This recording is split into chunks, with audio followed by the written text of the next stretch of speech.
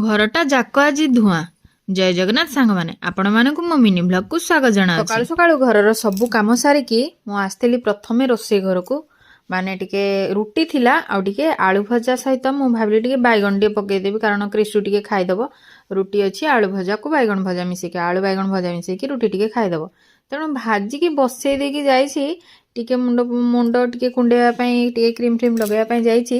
आसला बेलू देखला बेलू हाई फ्लेम रे दे देइछि भजाटा सबुतक पोड़ी जाइछि। देखिकी बहुत मन दुख लगिला कारण छुआटा खाइबो बहुत टाइम हो गलानी आ मते भी भोक लागलानी छुआ को भी भोक लागलानी से भी ब्रश करिकी केते बेलू अनेकी बसी खाइबो बोली थारे अछि। जो जिनिस को तो माने अत्यधिक आशा रखी था से जिनसटा ही तुमको धोखा दिए। सतरे मुझे बैगण आलू भाजी मुझे भाविली झील भी क्रिशु भी बहुत खुशी रे खाईदब। आउ मोर भी काली ठू इच्छा थिला जे सकाळ पाइले मु आलू ही भाजीबी।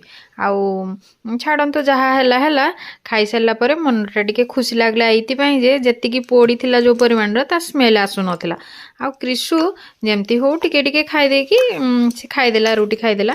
ता भितरे मु रोषेई घर को आस्थिली रोषेई करिया पई टिके बीन्स भाजी देथिले आउ टिके नुआ आलू आसी बर्तमान ताकू नुआ आलू रे टिके सोरिष बटा धनिया पत्र देकी ताकू टिके भाजी देथिले।